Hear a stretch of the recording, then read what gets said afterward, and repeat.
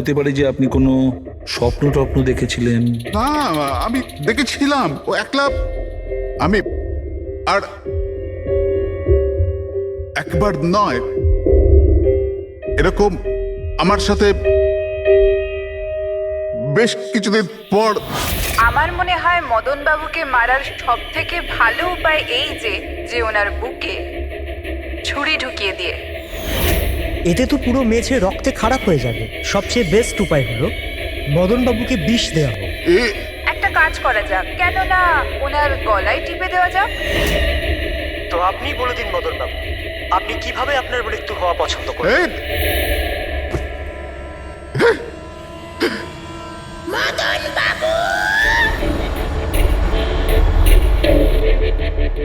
কোথায় যাচ্ছে?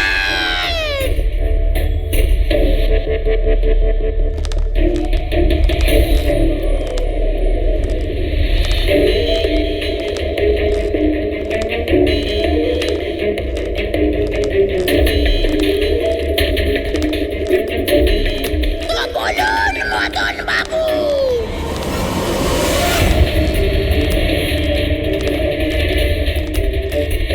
কিভাবে আপনি মরতে চান? বলুন মদন বাবু।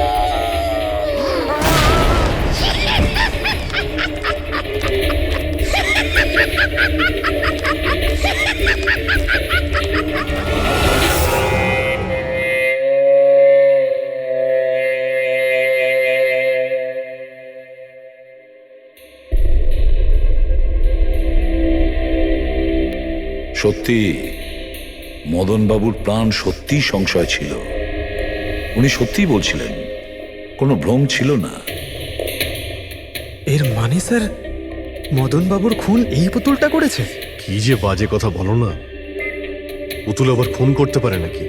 তাহলে স্যার খুনটা করলো কে? সেই ফেডরিক, যে কাঠের পুতুলের খেলাটা ভালো করে জানে। যখন আমরা এখানে এসেছিলাম তখন এই পুতুলটার হাতে এই ছুরি ছিল। সমস্ত প্রমাণ তো এর দিকেই আঙুল তুলছে। তাহলে খুন এই করেছে। দাদা, দাদা প্লিজ প্লিজ, দাদা। স্যার, এই পুতুলটা খুন করেনি। এক মিনিট, আপনারা কে? স্যার, আমি কবিতা, ওনার স্ত্রী। আর ইনি মদন দা, ওনার বড় ভাই। উনি হলো রবি। তাহলে আপনারা এতক্ষণ কোথায় ছিলেন, কি করছিলেন? স্যার, আজ আমাদের ম্যারেজ অ্যানিভার্সারি, সেজন্য আমরা বাইরে ডিনার করতে গেছিলাম। আমরা মদন দাকেও বলেছিলাম সাথে যেতে, কিন্তু উনি বারণ করে দিলেন। আর এইসব। আপনি বলছেন যে মদনবাবুর খুন এই পুতুল করেনি? হ্যাঁ স্যার, এই পুতুলটা খুন করেনি। আপনি কি জানেন খুনিকে? আমার পুরো বিশ্বাস ওনার খুন সাদুল করেছে। উনি উনি ওনার উপর বদলা নিতে চেয়েছিলেন। আচ্ছা, যার কথা বলছেন সে কে? কিসের প্রতিশোধ নিতে চাইছে? সাদুল একজন ভেন্টাকলিস্টার ভয়েস ওভার আর্টিস্ট ছিল। মদনদা আর রবির বড়দা অঙ্কুশদার ছোটবেলার বন্ধু। অঙ্কুশদা ছোটবেলা থেকেই সাদুলকে খুব ভালোবাসতো। যখন উনি দেখলেন সাদুল জীবনে কত ঠোকর খাচ্ছেন, তো 5 বছর আগে উনি নিজের বাড়িটা সাদুলকে দিয়ে দিলেন, যাতে উনি ওনার থিয়েটার গ্রুপ চালাতে পারেন। যদি ওরা কোনোদিন অঙ্কুশদাকে ভাড়ার টাকা দিতে পারেনি, কিন্তু অঙ্কুশদার এই নিয়ে কোনোদিনই কোনো দুশ্চিন্তা হয়নি, কারণ উনি জানতেন যে এই কলাতে অত পয়সা পাওয়া যায় না। সাদুল আর ওনার স্টুডেন্টরা অঙ্কুশদার বাড়ি থেকেই নিজেদের ভেন্ট্রালোকুইজমের প্র্যাকটিস করত। পুতুল দিয়ে কথা বলানো এই শিল্পের ঘন্টার পর ঘন্টা বসে রিহার্সাল করত। তাহলে একটা কথা তোমরা ভালো করে বুঝে নাও, ভেন্ট্রিলোকিজম এই শিল্পটা সহজ নয়, কিন্তু এটা আবার এতটাও মুশকিল নয়। এই শিল্পটা করার যে পদ্ধতি, এটার নামেই লুকিয়ে আছে। ভেন্ট্রিলোকিজম একটা ল্যাটিন শব্দ, যাতে ভেন্টারের মানে হচ্ছে পেট আর লোকি মানে হচ্ছে বলো। তাহলে ভেন্ট্রিলোকিজমের অর্থ পেট দিয়ে বলো। যেমন, হ্যালো বরুণ, কেমন আছো? তারপর একদিন অঙ্কুশদা মারা গেলেন, আর সব কিছু বদলে গেল। কারা? আরে আরে আরে আপনারা কি করছেন? আরে কি হলো? আপনারা কে? কি হয়েছে? কি করছেন? কি করছেন? এরকম করছেন কেন আপনারা? আপনারা কারা? কি হয়েছে? কি অসভ্যতা? আরে আপনারা চাইছেনটা কি? আরে রবি, বলবন, কি হচ্ছে এখানে? কি হচ্ছে? এই যে এতদিন ধরে তোমরা বিনা পয়সার ফুটুনি মারছিলে না, আজ থেকে বন্ধ হয়ে গেল। আমি এখানে কোনো ধর্মশালা খুলে রাখিনি। কিন্তু বলবন্ত, অঙ্কুশ তো বলেছিল যে কে অঙ্কুশ? যে মরে গেছে, যে আর বেঁচে নেই, পৃথিবীতে আর নেই। এতদিন পর্যন্ত ওর পদ্ধতিতে চলেছো, আজ থেকে আমার পদ্ধতিতে চলতে হবে। বুঝতে পেরেছো? চলো জায়গা ফাঁকা করো। রবি, বোঝাও তোমার দাদাকে। ও কি বোঝাবে আমাকে? আমি বুঝতে পারি তো সবকিছু। আর যদি এখানে থাকতেই হয় তো ভাড়া দিতে হবে। ভাড়া? হ্যাঁ, ভাড়া কত ভাড়া দিতে হবে আমাদের? 4 লাখ। 4 লাখ? 4 লাখ টাকা তো আমাদের কাছে নেই। নেই যখন তখন খালি করো, না হলে আমি পুলিশকে ডেকে তোমাদের সবাইকে জেলে পাঠিয়ে দেবো। আর ওখানে থাকবার জন্য কোনো ভাড়াও দিতে হবে না। বলবন্ত, আমাদের কিছুটা সময় দাও। তাড়াতাড়ি আমরা কোথায় যাব? সময় টময় কিছু পাওয়া যাবে না। অনেক দেখেছি, অনেক হয়েছে তোমাদের তামাশা। চলো স্যার চলো। এরকম করবেন না প্লিজ স্যার, প্লিজ স্যার এরকম করবেন না আর স্যার, 1 please। মিনিট, যতদিন না তোমরা আজ পর্যন্ত ওর ভাড়া দিচ্ছ, এই যে তোমাদের জিনিসপত্র পড়ে আছে না, আর এগুলো কি, এই কাঠপুতুলগুলো, এগুলো সব আমার কাছে থাকবে। কিন্তু তুমি এই সমস্ত জিনিস নিয়ে নিলে আমরা ভাড়া কি করে দেব? ওসব আমি জানি না। স্যার এরকম করবেন না স্যার, আমরা আপনার সব টাকা মিটিয়ে দেবো স্যার, প্লিজ। স্যার, আপনার এগুলোকে নিষ্প্রাণ কাঠের পুতুল মনে হয়, কিন্তু আমাদের কাছে এগুলো প্রাণের সমান। ও ভাই ট্র্যাজেডি কিং, তোমার এই যে সব মেলোড্রামা আছে না, এগুলো আমার দাদা অঙ্কুশের সাথেই চলতো, আমার সাথে নয়। আর এই যে কি এ 4 লাখ টাকা রোজগার করে দেবে এই কাঠপুতুলগুলো। আরে 4 লাখ কি, 4,400 টাকাও রোজগার করে দিতে পারবে না এই কাঠপুতুলগুলো। জানো কেন? কারণ এই শিল্প শেষ হয়ে গেছে, জিরো। এই যে তোমাদের গুরু আছে না সাদুল, ওরই মতো কোনো কাজের নয়, লুজার, একজন লুজারও, বুঝলে? বেরো বেরো, এই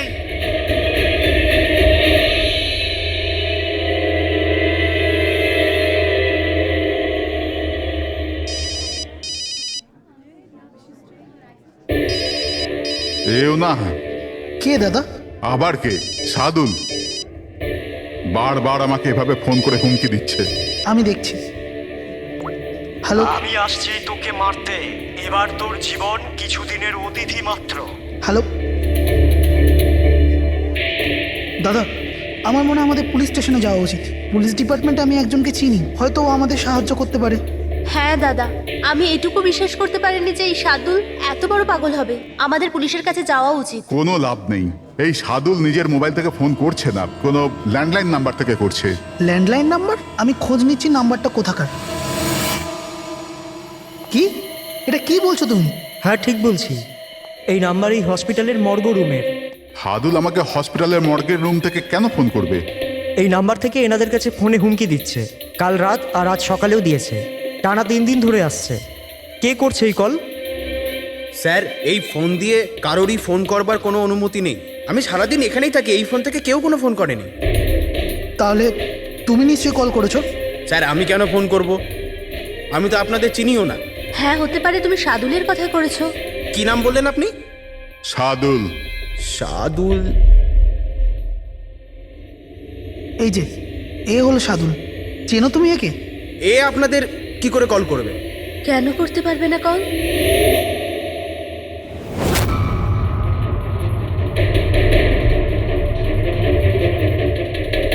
এ কিভাবে হয়ে গেল? সাদুল 3 দিন আগে ইনি মারা গেছেন, তাহলে ইনি ফোন কি করে করবেন? কিন্তু এর মৃত্যু হলো কিভাবে? ইনি ড্রিঙ্ক করেছিলেন, একটা গাড়ি এনাকে উড়িয়ে দিয়ে চলে গেছে, ওখানে ওনার মৃত্যু হয়। যদি ও এখানে মরে পড়ে আছে তো আমাকে হুমকি দিয়ে ফোন কে করছে?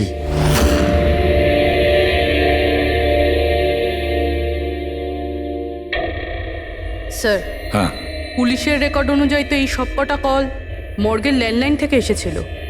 কিন্তু মর্গেন ল্যান্ডলাইন তো কেউ ইউজই করে না, তাহলে সব কি করে? পূর্বী, ভালো করে চেক করো, দেখো ব্যাপারটা কি। মনে হচ্ছে ব্যাপারটা গোলমেলে।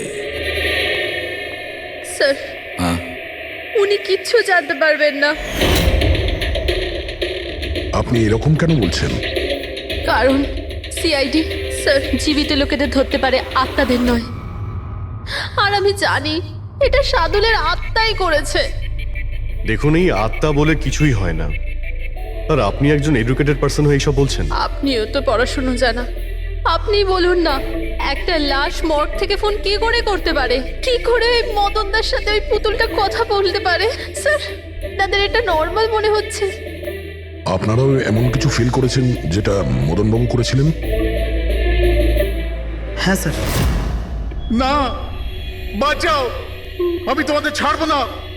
তোমরা খুব বিরক্ত করছো আমাকে। তোমাদের সবাইকে মেরে ফেলবো আমি, ছাড়বো না। দাদা, সরে যাও। না, দাদা কি হলো? এদিকে আসবে না। আরে কিন্তু দাদা, এটা কি করছো তুমি? দাদা কি? কাঠপুতুল আছে এখানে, সরে থাকো। কাঠের পুতুল? আমাকে মারতে এসেছে, আমি বলেছিলাম না। দাদা 1 মিনিট দাদা, এটা কি করছো তুমি? রবি, এই এই আওয়াজটা উপর থেকে আসছে। হ্যাঁ, কিন্তু উপরে তো কিছুই নেই। পুরো তো স্টোর রুম আছে আর একটা বন্ধ ঘর আছে। Store room? হ্যাঁ, ওই স্টোর রুমের মধ্যেই তো আমি সমস্ত কাঠপুতুলগুলো একটা বড় বাক্সের মধ্যে তালা লাগিয়ে বন্ধ করে রেখেছি। কাঠের পুতুল? ওগুলো সব বাইরে চলে এসছে কিভাবে? কি?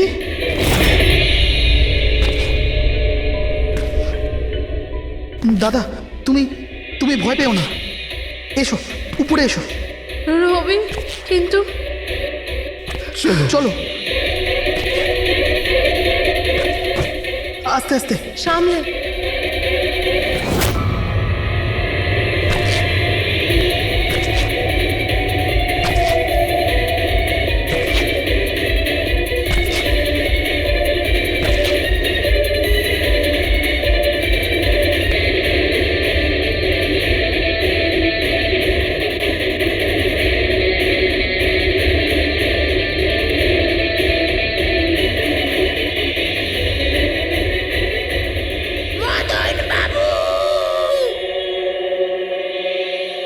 দাদা, আওয়াজ এই ঘর থেকে আসছে। হ্যাঁ, এসো।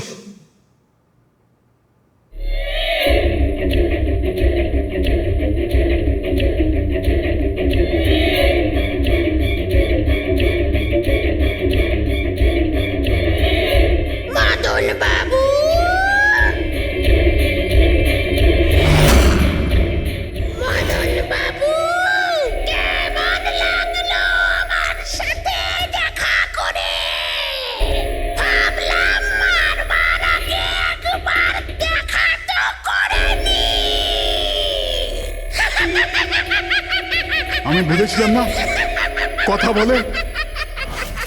স্যার, মদন দাদা সব পুতুলগুলোকে বাক্সে বন্দি করে রেখেছিল, কিন্তু কি করে জানি না এই পুতুলগুলো কোথা কোথা থেকে বেরিয়ে আসছিল। আমরা ওই বাক্সটাও দেখতে চাই, ওই রুমটাও যেখানে ওই তোমরা কাঠের পুতুলটা দেখেছিলে, সেটা কোথায়? স্যার, দুটো ঘরই উপরে স্যার। চলো দেখাও। আসুন স্যার।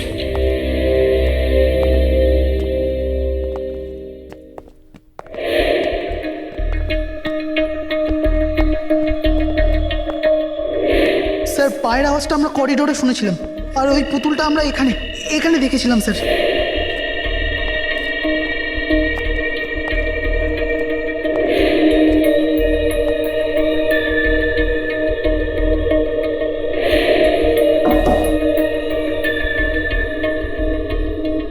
আচ্ছা, এটা বলুন যে এই রুমটা এত ফাঁকা কেন?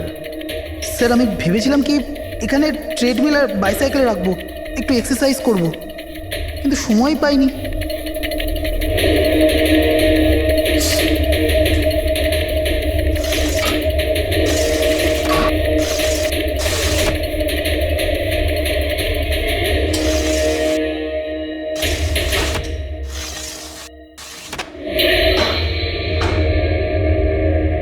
স্যার, এটা তো বন্ধই হচ্ছে না।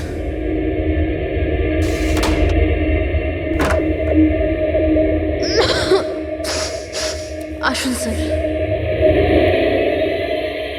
স্যার, এই ওই পেটিগুলো যেখানে পুতুলগুলো বন্ধ করা আছে। একটু লাইটটা অন করবেন? হ্যাঁ।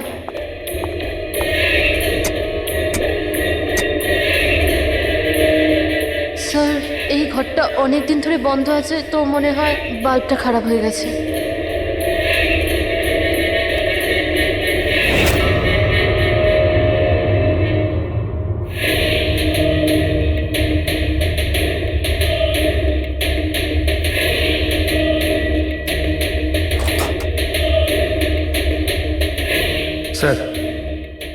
একটা বক্সে তালা লাগানো আছে।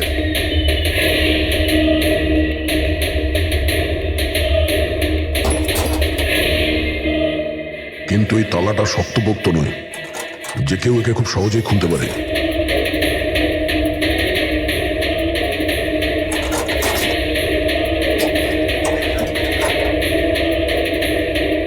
এতগুলো পুতুল,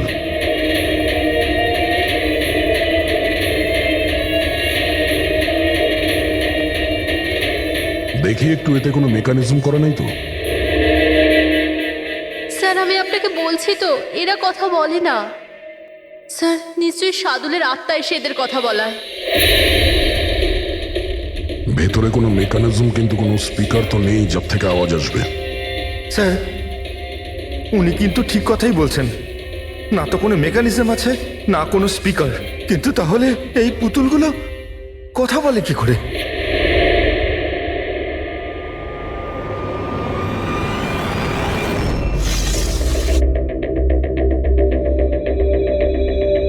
লকটা কি খারাপ? লোকটা খারাপ স্যার। এখান থেকে তো সহজেই কেউ ভিতরে ঢুকতে পারে, সিঁড়িও রয়েছে আর পাইপও রয়েছে, যে কেউ সহজেই ঢুকতে পারে। আর যে সহজে এই রুমে ঢুকতে পারে সে বাক্সতে বন্ধ থাকা কাঠের পুতুলগুলোকে উঠিয়ে বাইরে যে কোনো জায়গায় রাখতে পারে, যেভাবে এখানে রাখা ছিল তোমাদের ভয় দেখানোর জন্য।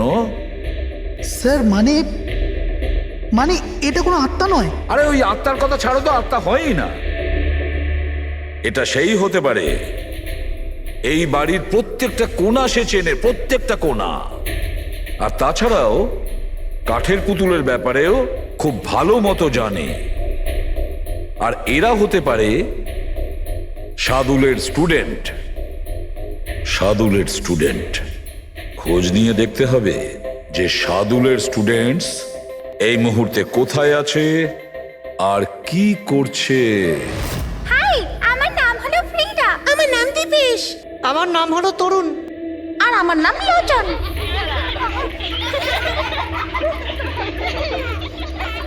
আজ আমি তোমাদের একটা দারুণ গল্প শোনাতে চলেছি। না, সবসময় কেন তুমি শোনাবে গল্প? আরে তুই তো আপত্তি কিসের? হ্যাঁ হ্যাঁ ফ্রিডা, তোমার সবসময় ভালো রোল প্রয়োজন পড়ে। হ্যাঁ দীপেশ, তুমি একদম ঠিক বলেছ। পরিশ্রম আমরা করি আর ফেমাস তুমি হয়ে যাও। তোমার পুতুলও তো সেই কথাই বলছে। স্যার বুঝতে পারছি না স্যার, এটা এই পুতুলগুলো কথা বলছে কি করে? আরে পঙ্কজ, এটা একটা আর্ট, ভয়েস চেঞ্জ করার আর্ট। এটাকে বলে ভেন্ট্রিকুলিজম। একদম, কথা তো এরাই বলছে, কিন্তু মনে হয় যেন এই আওয়াজ পুতুলের মুখ থেকে বেরোচ্ছে। কিন্তু স্যার এরা কোথায় কথা বলছে? আপনি দেখুন না, এদের তো ঠোঁটটা পর্যন্ত বন্ধ। দেখো আমি বলছি আমি বেস্ট। এটাই তো শিল্প পঙ্কজ, মুখ না খুলে এত পরিষ্কার কথা বলা। আওয়াজ এখানে এই পেট থেকে বেরোয়। ওই আর্টটাও এদের মতো শিল্পীরই তৈরি করা। ওই পুতুলগুলো এই আর্টের দ্বারাই মদনবাবুর সঙ্গে কথা বলে, আর ওই নিউজ রিডারও। কিন্তু স্যার এরা তো পুতুলগুলোকে হাত দিয়ে নাড়াচ্ছে স্যার।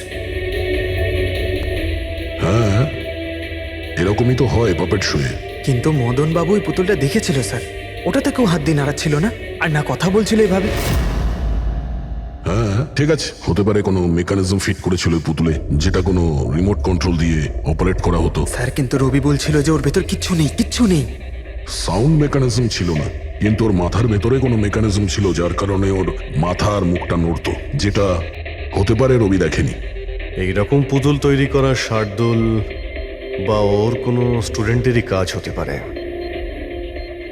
যে মদনবাবুর বাড়ির কোনা কোনা চেনে, এরা জানতে পারে ওই জালনার ব্যাপারে, যা লকটা ভাঙা ছিল। বাড়িতে ঢুকে প্রত্যেক জায়গায় পুতুল বসানো আর ওদের দিয়ে কথা বলা তো এদের বাঁ হাতের কাজ। কিন্তু স্যার মর্গ থেকে এরা কল কি করে করলো? স্যার হ্যাঁ, স্যার স্যার জানতে পেরে গেছি যে মর্গ রুমের ফোনগুলো কিভাবে আসছে। কিভাবে? স্যার এর জন্য স্কুফিং সফটওয়্যার ব্যবহার করা হয়েছে। স্কুফিং সফটওয়্যার? সেটা আবার কি? স্যার এক্ষুনি বলছি।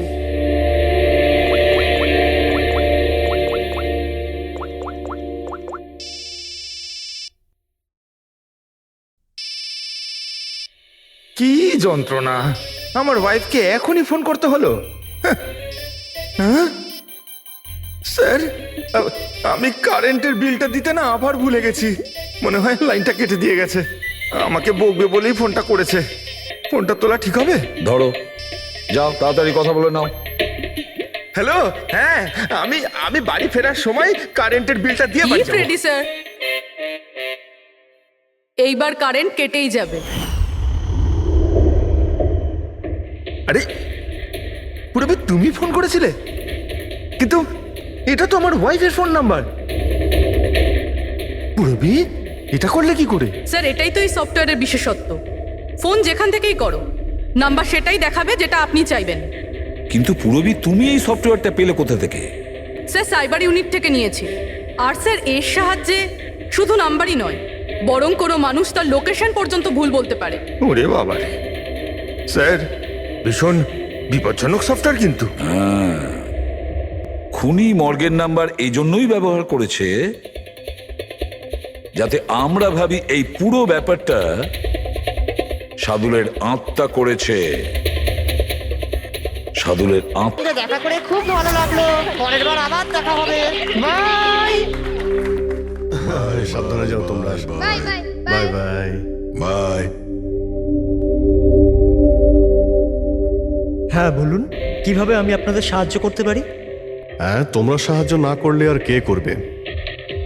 আসলে আমরা এটাই জানতে চাই যে মদনবাবুকে ভয় দেখানোর প্ল্যান তোমাদের মধ্যে কে করেছিল? আমরা ঠিক বুঝলাম না। আচ্ছা, তোমরা কিছু বুঝতে পারলে না? হ্যাঁ, না স্যার, আমি বুঝতে পারলাম না। আমি নির্দোষ। খুব হাসি পেল। হ্যাঁ, একটা লোক মারা গেছে আর তোমাদের সবার হাসি পাচ্ছে। মৃত্যু? কার মৃত্যু? মদন বাবুর খুন হয়েছে ওনার। সিআইডি থেকে আসছি আমরা। সিআইডি? হ্যাঁ, সিআইডি। আর আমাদের সন্দেহের তালিকায় তোমরা সবাই আছো। কাল তোমরা কোথায় ছিলে? কাল আমি আমার বন্ধু শালিনীর বাড়িতে ছিলাম। ওর বাড়ির লোকদের জিজ্ঞেস করতে পারেন। আর তুমি তুমি কোথায় ছিলে? স্যার, আমরা লোচন আর আমি একটা শোয়ের জন্য গিয়েছিলাম পুনেতে। আজ সকালেই ফিরেছি। পুনা? কিসে গিয়েছিলে পুনায়? ক্যাব বুক করে। আমার কাছে ইনফরমেশন আছে, আপনি চাইলে দেখতে পারেন। এই দেখুন। কি ব্যাপার, এত ঘামছো কেন তুমি? হ্যাঁ, কাল রাতে তুমি কোথায় ছিলে? স্যার, ওই আমি বলছি, তুমি কাল রাতে মদনবাবুর বাড়িতে ছিলে কিনা? হ্যাঁ হ্যাঁ, ছিলাম ওখানে, কিন্তু আমি কাউকে মারিনি। তাহলে ওখানে কি করতে গিয়েছিলে? হ্যাঁ স্যার, আমি তো শুধু মদনকে শিক্ষা দিতে চেয়েছিলাম। যেটাও সাদুল স্যারের সাথে করেছে, খুব খারাপ করেছে। আর হ্যাঁ, আমাদের মাঝে আজ যে সাদুল স্যার নেই তার একটাই কারণ, সে হচ্ছে মদন। ওনার জন্যই উনি মদ খাওয়া শুরু করেছিলেন আর সময়ের আগেই মারা গেলেন। তোমরা ভেবেছো খুনের বদলা খুন? না না স্যার, আমরা শুধু ওনাকে ভয় দেখাতে চেয়েছিলাম। গৌরবের প্ল্যান ছিল এটা। হ্যাঁ স্যার, গৌরবই কালকে রাতে আমাকে ফোন করে ডাকে, ওই 11:30 12টার আশেপাশে। কিন্তু আমি একটু লেট হয়ে যাই আর 12:30টায় গিয়ে পৌঁছাই।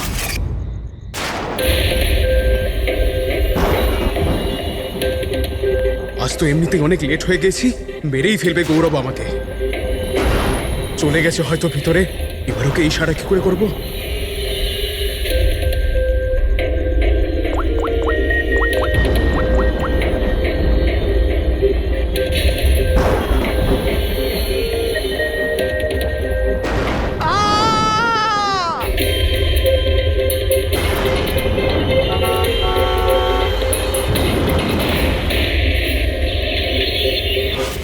গন্ডগোল তো করেই ফেলেছো, মদনবাবুর খুন হয়ে গেছে। স্যার, আমার এই খুনের সাথে কোনো রকম সম্পর্ক নেই। আর গৌরবের? স্যার, এটা তো গৌরবই বলতে পারবে, তাই না? ঠিক আছে, গৌরবকে ডাকো। কোথায় ও? গৌরব তো এখন গোয়াতে আছে। গোয়া? গোয়াতে কেন? স্যার, এটা জানি না। ওকে কিন্তু বাঁচানোর চেষ্টা করবে না, নাহলে তুমি ফেঁসে যাবে, বুঝেছো? না স্যার, এরকম ব্যাপার নয়। কালকে রাতে যখন ওকে আমি ফোন করি তখন ওর ফোন বন্ধ ছিল। আজকে সকালে মেসেজ আসে আমার কাছে। মেসেজ দেখাও তো। স্যার, কাল রাত্রে যেটা হয়েছিল সেটা হওয়ার কথা নয়। আমি গোয়া পৌঁছে গেছি কিছুদিন গা ঢাকা দেওয়ার জন্য। কিন্তু এ গোয়াতে কখন পৌঁছলো আর কিভাবে? যখন আমরা ক্রাইম সিনে পৌঁছেছিলাম তখন তো ও ওখানে ছিল না। হ্যাঁ, যদি আমরা এটাও ভেবে নিই যে যখন আমরা ওখানে পৌঁছলাম তার ঠিক আগে ও ওখান থেকে বেরিয়ে গেছে, তাহলে ও গোয়া কি করে পৌঁছবে? খুন হয়েছিল রাত 1টার সময়, আর তারপরে আমরা ওখানে পৌঁছেছি। ফ্লাইট নেই গোয়া যাওয়ার জন্য। স্যার হতে পারে ফ্লাইটে না গিয়ে বাসে বা গাড়ি করে গেছে হয়তো। না পঙ্কজ, ড্রাইভ করে গোয়া পৌঁছতে মিনিমাম 12 ঘন্টা লাগে, আর এই মেসেজটা এসছে সকাল 9টার সময়। মানে গোয়া পৌঁছানোর আগেই ও মেসেজ করে দিয়েছে যে ও গোয়া পৌঁছে গেছে। পঙ্কজ, খোঁজ নিয়ে দেখো যে গৌরবের ফোনের লাস্ট লোকেশন কোথায় দেখাচ্ছে। তুমি গৌরবের নাম্বারটা দাও। আচ্ছা ঠিক আছে, থ্যাংক ইউ স্যার। স্যার গৌরবের শেষ লোকেশন ছিল ওই মদনবাবুর বাড়ি, আর কাল রাত 11:30টার সময় ওর মোবাইল বন্ধ হয়েছে। 11:30। Hello, thank you sir. Gaurav নামের কোনো ব্যক্তি গোয়ার কোনো ফ্লাইটেই ছিল না, না আজকে সকালে না কাল রাতে। আর তাছাড়া স্যার একে কোনো এয়ারপোর্টে সিসিটিভি ফুটেজেই দেখা যায়নি। মানে আমাদের সন্দেহ একদম ঠিক, গৌরব এখানেই আছে। তাহলে ও বা অন্য কেউ ওর ফোন থেকে এই মেসেজটা পাঠিয়েছে যে ও গোয়া চলে গেছে। কিন্তু স্যার কেউ এরকমটা করবে কেন? সেটা তো আমি জানি না ফ্রেডি, কিন্তু একটা কথা আমি বুঝতে পারছি না, গৌরব তো চাইলে যে কোনো সময় মদনবাবুকে মারতে পারতো। এসব নাটক করার কি প্রয়োজন ছিল? আর ওরা 4 জন এই কাঠপুতুলের খেলাটাই বা কেন খেলছিল? আর ও যদি মদনবাবুকে মেরেই থাকে তাহলে ওর 4 জন বন্ধুকে কেনই বা বললো না? সন্দেহটা আমার এইখানে। এর একটাই কারণ বস, হতে পারে গৌরবকে তাড়াহুড়োতে মদনবাবুকে মারতে হচ্ছে যখন ও ধরা পড়ে যায়, আর না হলে খুনি গৌরব না অন্য কেউ। স্যার খুনি যদি অন্য কেউ হবে তাহলে এই গৌরব কোথায়? হতে পারে খুনি গৌরবকে মেরে গায়েব করে দিয়েছে, আর আমাদের সামনে এমন প্রমাণ ফেলে দিয়েছে যে আমাদের মনে হয় যে ও পালিয়ে বেড়াচ্ছে, গোয়াতে আছে ও। এই লোকটা ভাঙা রয়েছে। এই জানলা দিয়ে গৌরব আর ওর বন্ধুরা ভিতরে আসতো আর মদনবাবুকে ভয় দেখাতো। আর এই গৌরব কাল রাতে এখানে এসেছিল, তারপর থেকেই গায়েব হয়ে গেছে। তাহলে হতে পারে ওর সঙ্গে যা হয়েছে এখানেই হয়েছে। কিন্তু ওর সাথে যদি এখানে কিছু হয়ে থাকে তাহলে কিছু না কিছু তো ট্রেসেস পাওয়া উচিত। তাহলে একবার টেস্ট করে দেখা যাক। রবি, স্যার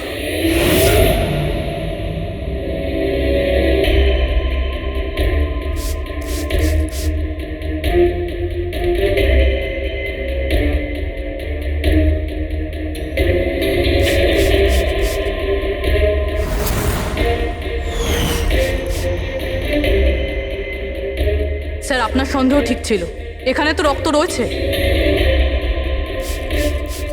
ও যখন এই দরজা দিয়ে বাইরে বের হয়েছিল তখনই ওর উপরে কেউ আক্রমণ করে। স্যার এদিকে তো কোনো চিহ্নই নেই। ওদিকটা দেখো। এই যে স্যার, ওখানেও দেখো।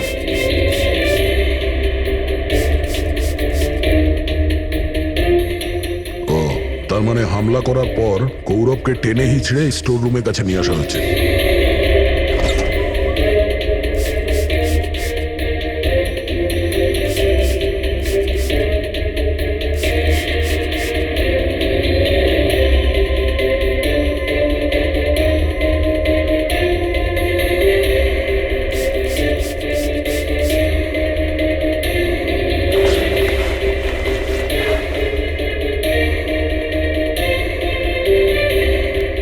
রক্তের দাগ তো এতটা অবধি রয়েছে, তার মানে গৌরবকে এখানেই। আর আমরা এখানে এলাম কিন্তু আমরা জানতেই পারলাম না। আর তারপরও গায়েব হয়ে যায়। মনে হচ্ছে এখন বডিটাকে কোথাও পুঁতে দিচ্ছে এই বাড়ির লোকেরা।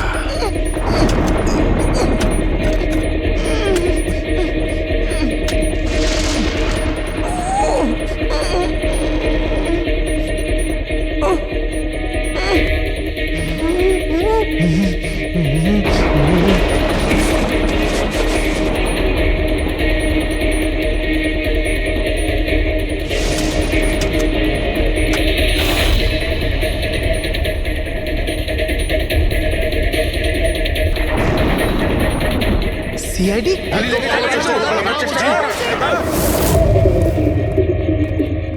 সরে যাও। পিছিয়ে যাও। স্যার হ্যাঁ, জীবিত আছে। তাড়াতাড়ি হসপিটালে নিয়ে যাও। তোমরা কবর দিতে চাইছিল ওকে, হ্যাঁ? কিন্তু আপনি কি করে জানলেন আমরা এখানে? আজকাল মোবাইলের মাধ্যমে আমরা অপরাধীকে ধরে ফেলি।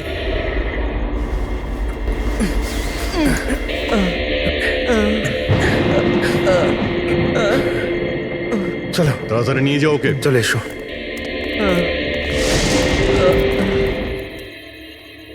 ওই স্বার্থপর আর লোভী মানুষটার মরে যাওয়াই ঠিক ছিল। অঙ্কুশদা মারা যাওয়ার পর মদনদা নিজেই সব প্রপার্টি দখল করতে চেয়েছিল। আমরা কি পেতাম? লবণঙ্কা। আমরা এই প্ল্যানটা তখন বানালাম যখন বাড়িতে ওই কাঠপুতুলের ঘটনাগুলো ঘটছিল। আমরা জানতাম স্যার কোনো আত্মা টাত্মার চক্কর নয়। এই জন্যই আমরা এক রাত জাগলাম যাতে এই পুতুলটার রহস্যের পর্দা খুলতে পারি। আর তারপরে তোমরা গৌরবকে ধরে ফেলো। হ্যাঁ,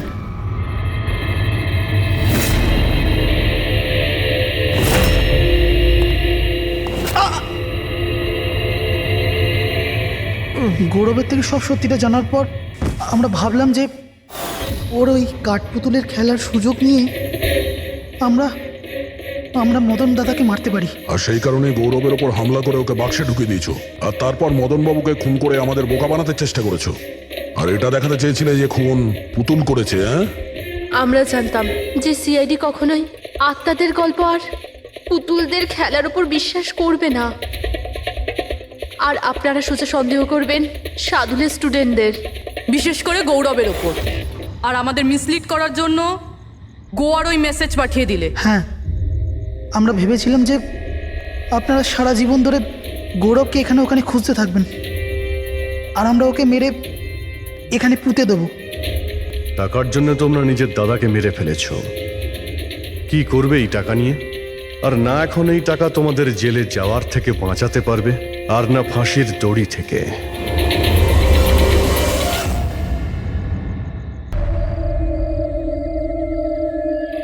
অনেক হলো ইঁদুর বিড়ালের খেলা, এবার বাস। আমাদের জমি, আমাদের মাতৃভূমিকে বন্ধা করার যে অপরাধ আর কে ওয়েবস করেছে, ওর ক্ষতিপূরণ করতে হবে। আমাদের লোকসানের বদলে তোমাদেরকে একটা ছোট্ট মূল্য দিতে হবে। 50 কোটির হিরে। 50 কোটির হিরে। তোমাদের কাছে শুধু 2 দিন আছে, 2 দিন। মূল্য চুকিয়ে দাও আর এদেরকে নিয়ে যাও। যদি একটুও চালাকি করো না,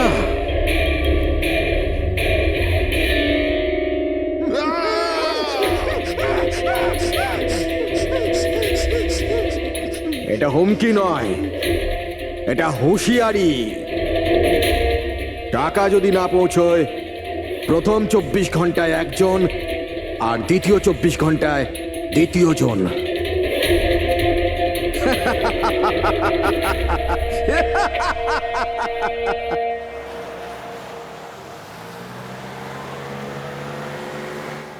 এক ঘন্টার মধ্যে আমরা শরৎপুর ফ্যাক্টরি পৌঁছে যাব।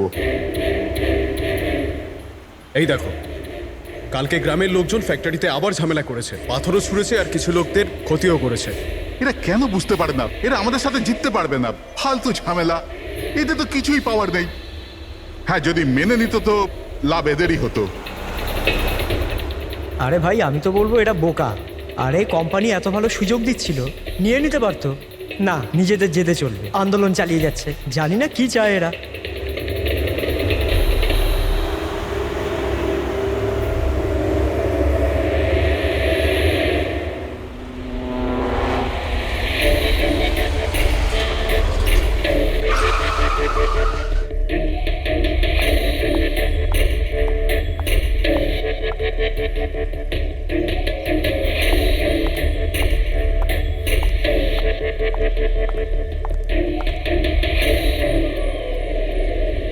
Excuse me.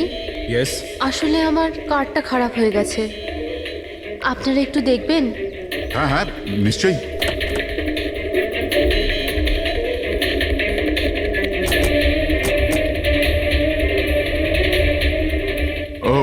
এমনিতে আপনি যাবেন কোথায়? আমাদের সাথে চলে আসুন। আই মিন আপনাকে ছেড়ে দিচ্ছি। আর দেখুন, আপনি আপনার গাড়ির একদম চিন্তা করবেন না, ওটা ঠিকঠাকভাবে সার্ভিস সেন্টারে পৌঁছে যাবে। সত্যি? ইয়া।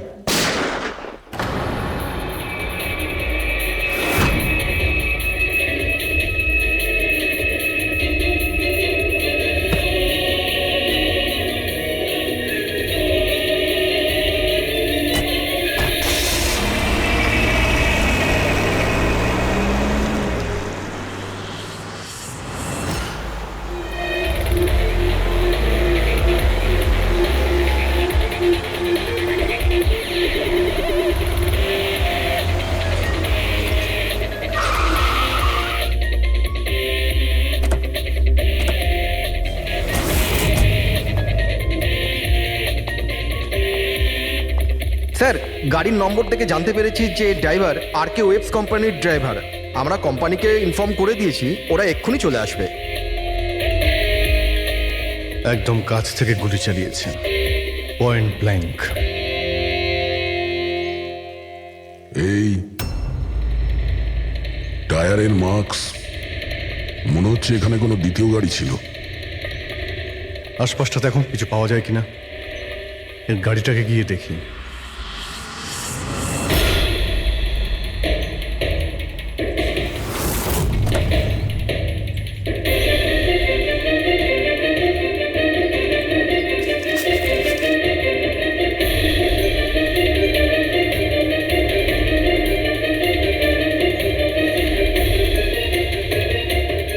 তিনটে ল্যাপটপ আছে গাড়ির ভেতরে। মনে হচ্ছে গাড়ির মধ্যে ড্রাইভার ছাড়া আরো লোক ছিল।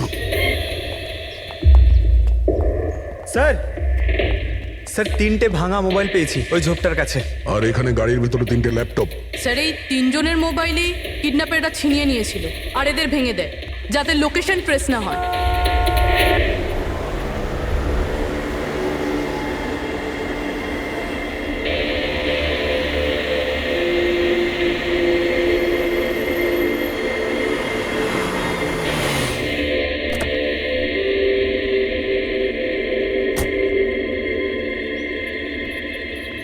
Excuse me,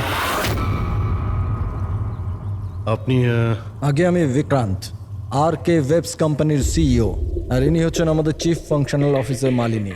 hello sir. কে কে ছিল এই গাড়িতে আপনি জানেন? অভয়, মুরলী আর সঞ্জীব, ওই তিনজন আমাদের টপ এক্সিকিউটিভ ছিলেন। আমাদের অফিসের কাজে শরৎপুর গেছিলেন। দেখুন, আমাদের মনে হচ্ছে যে এই তিনজনকে অপহরণ করা হয়েছে। ও মাই গড। আপনার কিছু ধারণা আছে যে এই কিডন্যাপিং কে করতে পারে? কারোর উপর সন্দেহ আছে আপনাদের? কোম্পানির কি কারোর সাথে কোনো বিবাদ বা ঝগড়া?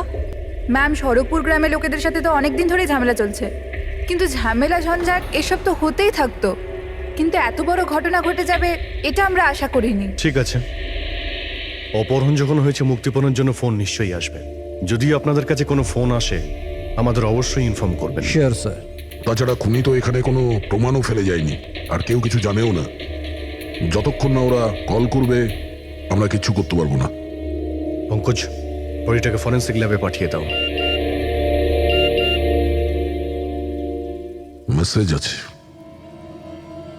কিডন্যাপারদের ব্যাপারে জানতে হলে এই লিঙ্কে চেক করুন। অনেক হলো ইঁদুর বিড়ালের খেলা, এবার বাস। আমাদের জমি, আমাদের মাতৃভূমিকে বন্ধা করার যে অপরাধ আর কে ওয়েবস করেছে, ওর ক্ষতিপূরণ করতে হবে 50 কোটির হিরে। তোমাদের কাছে 2 দিন আছে, 2 দিন। যদি একটু চালাকি করো না।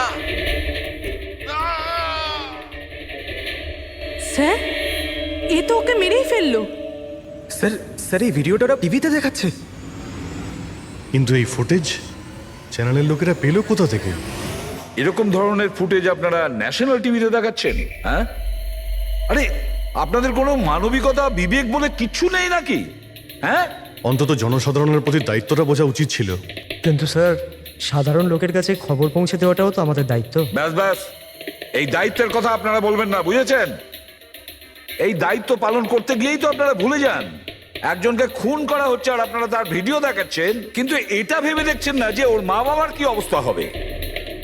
ওর স্ত্রীর কি অবস্থা হতে পারে আর ওর বাচ্চাদের কি অবস্থা হতে পারে কোনোদিন ভেবেছেন? না। ব্যাস, চ্যানেলের টিআরপি বাড়াও, তাহলে আরো টাকা আসবে। স্যার এতটা ভাবিনি, যখনই ফুটেজ পেয়েছি আমরা। কোথায় পেয়েছো ফুটেজ? কোথা থেকে পেয়েছো ফুটেজটা? স্যার ওই ফুটেজটা আমি পেয়েছিলাম। কোথা থেকে? কেউ দিয়েছিল আমাকে। কে দিয়েছিল? স্যার ওটা তো আমি জানি না। তার মানে 2 ঘন্টা আগে আমার একটা আননোন নাম্বার থেকে ফোন এলো। উনি বললেন যে ওনার কাছে নাকি আরকেএফস কোম্পানির বিরুদ্ধে প্রমাণ আছে, যে কিভাবে সড়কপুরের ওই জমিগুলো নষ্ট করার পেছনে ওদের হাত আছে। তো আপনি দেখা করেছিলেন? স্যার দেখা করতে তো গেছিলাম, আর অনেকক্ষণ অপেক্ষাও করলাম, কিন্তু কেউ এলো না। তারপর আমি ওখান থেকে চলে এলাম। হ্যাঁ, যখন আমি আমার গাড়ির কাছে এলাম তখন দেখলাম গাড়ির উইন্ডশিপে একটা এনভেলাপ আটকানো আছে। ওই এনভেলাপের ভেতর একটা পেনড্রাইভ ছিল। এই সব ফুটেজ আমি পেনড্রাইভ থেকে পাই। স্যার এই বাইরে আমি কিচ্ছু জানি না। রাস্তা থেকে 3 জন কিডন্যাপ হয় আর মুক্তিপণের জন্য কোনো ফোন আসে না, অথচ এই ফুটেজটা আসে আপনার কাছে। কেন এই ফুটেজটা অন্য কারো কাছে কেন গেল না? স্যার কারণ এই পুরো ম্যাটার আমি প্রথম থেকেই রিপোর্ট করছি। আরকেএফস কোম্পানির জন্য গ্রামবাসীর যত অসুবিধা হয়েছে ওই সব আমি কভার করেছি, আর গ্রামবাসীর পক্ষ আমিই রেখেছি। হয়তো সেজন্যই। তাহলে তোমার এটা মনে হয় যে এই সব কিছুর পিছনে গ্রামবাসীদেরই হাত আছে?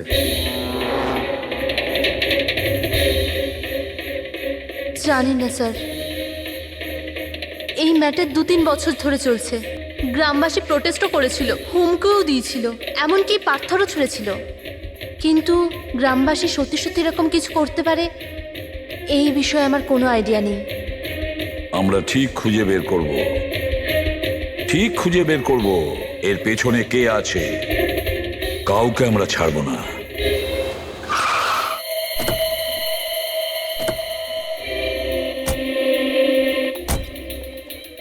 আসুন স্যার। স্যার ইনি সুধাকর, সড়কপুর গ্রামের প্রধান। দেখুন স্যার, এটা ঠিক যে আমরা কোম্পানির বিরুদ্ধে লড়াই করছি, আর এটা আমাদের অধিকারের লড়াই, বহু বছর ধরে চলছে। কিন্তু কিন্তু স্যার আমরা কোনোদিন খারাপ কাজ করিনি, আর এরা এরকম কাজ করতে পারে না স্যার। ভিডিওতে যে লোকগুলো ছিল তারা তো এই গ্রামেরই মনে হচ্ছিল। হ্যাঁ, কথা আর হাতে যে অস্ত্র ছিল সেটা তো গ্রামেরই না? হ্যাঁ ঠিক স্যার, কিন্তু ওরা নয় স্যার। আমি দাবি করে বলছি স্যার যে কেউ জেনে বুঝে আমাদের গ্রামের লোকদের ফাঁসাতে চাইছে। আচ্ছা, এই ব্যাপারে আগে কোনো হিংসাত্মক ঘটনা ঘটেছিল? স্যার প্রধানত 3-4 জন আছে, মানে ভিড় থাকে কিন্তু সাথে ওই 3-4 জন লোকই থাকে। মনে হয় ওরা কাউকে ভয়ই পায় না, ওরা যে কোনো সীমা পর্যন্ত যেতে পারে স্যার। কারাই মেন 3-4 জন লোক? বিনায়ক, কিশোর আর শঙ্কর। বন্ধ করো, বন্ধ করো, বন্ধ করো, বন্ধ করো! এই অত্যাচার সহ্য করব না, সইব না, সইব না!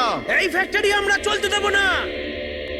এরাই প্রধান 3 জন। আমরা অনেকবার এদের গ্রেপ্তার করেছি, ওয়ার্নিংও দিয়েছি, কিন্তু কোনো প্রভাব পড়েনি। প্রভাব কি করে পড়বে স্যার? এই কোম্পানির লোকেরা এদের সবকিছু বরবাদ করে দিয়েছে। এরা খারাপ লোক নয় স্যার, আমি জানি তো এদেরকে। এদের সঙ্গে কি হয়েছিল? স্যার বিনয় লাখ টাকার উপরে ধার নিয়েছিল, কিন্তু ধার মেটাতে পারেনি। মেটাবেই বা কি করে স্যার? ওর জমি, এই ফ্যাক্টরি থেকে বেরোনো কেমিক্যাল আর বর্জ্য পদার্থে জমি পুরো বন্ধা হয়ে গিয়েছিল। জমি বিক্রি করে দিতে চাইছিল, কিন্তু জমি কেনবার জন্য কেউ আসেনি। আর ওই শঙ্কর, ওরও একই অবস্থা হয়েছিল। ওর পরিবার না খেতে পেয়ে মরছে স্যার, না জমি না পয়সা। আর ওই কিশোর, ওর বাবা তো টাকা পয়সার চাপে আত্মহত্যাই করে ফেললো। তো আপনারাই বলুন এর জন্য দায়ী কে? এই 3 জন কোথায়? জানি না স্যার। দেখুন স্যার, আমরা সাদাসিধা মানুষ,